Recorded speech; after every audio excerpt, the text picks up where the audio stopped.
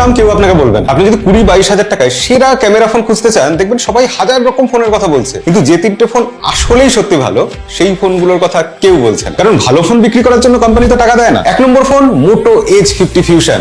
মোটোরোলার age 60 series এসে গেছে, কিন্তু এজ 50 ফিউশনের মতো কোনো ফোন নয়। বিশেষ করে স্টিল ক্যামেরার ক্ষেত্রে এই ফোনটা 40,000 টাকার দামের যে কোনো ফোনকে কম্পিটিশন দিতে পারে। এই ফোনে Qualcomm Snapdragon 7s Gen 2 processor আছে, 5000 mAh ব্যাটারি, ব্যাক সাইডে দুটো camera, 50+13 megapixel camera. 50 megapixel camera দিয়ে তোলা যে কোনো ছবি সেরা মনে হবে আপনার, কিন্তু এই 13 মেগাপিক্সেল ক্যামেরা এটাকেও আন্ডার এস্টিমেট করা যাবে না। এটা দিয়ে একই সাথে আলট্রা ওয়াইড ফটো তোলা যায়, তার সাথে সাথে ম্যাক্রো ফটোও তোলা যায়। ফ্রন্টে রয়েছে 32 মেগাপিক্সেল সেলফি ক্যামেরা, ডিসপ্লেও খুব ভালো, 6.7 ইঞ্চি POLED 120 Hz এর ডিসপ্লে। 20 থেকে 22 হাজার টাকার মধ্যে এই ফোনটা যদি পেয়ে যান, বেস্ট ডিল হবে। 2 নম্বর ফোন OnePlus Nord CE4। এই ফোনটাও একটু পুরনো হয়ে গেছে, সবাই এড়িয়ে যেতে চায়, কিন্তু এই ফোনে ওভারঅল যে এক্সপিরিয়েন্স দিচ্ছে আর কেউ দেয় না। একে তো অক্সিজেন ওএস আছে, তারপর কোয়ালকম স্ন্যাপড্রাগন 7 Gen 3 প্রসেসর রয়েছে, বেশ ভালো প্রসেসর, 5500 mAh ব্যাটারি, তার সাথে সাথে 6.7 ইঞ্চি একটা AMOLED ডিসপ্লে, 120 Hz। সব মিলিয়ে কম্প্যাক্ট প্যাকেজ। আপনি যদি এই ফোনটা কেনেন, ভবিষ্যতে একবারও আফসোস করতে হবে না। এবার বেস্ট ক্যামেরা ফোনের কথা যেখানে হচ্ছে, ভিভোর ফোনের নাম আলোচনায় আসবে না এটা তো হতেই পারে।